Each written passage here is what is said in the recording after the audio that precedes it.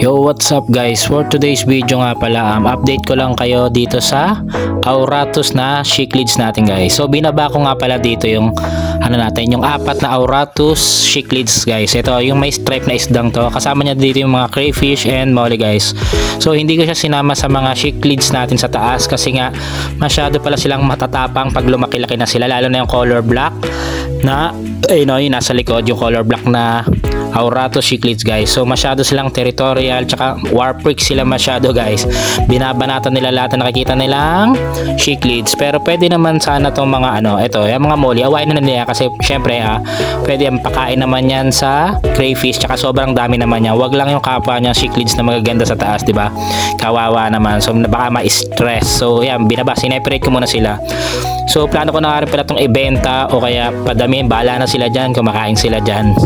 So thank you for watching guys. Salamat, bye bye. Pa-like and share ng video na to kung may natutunan kayo guys.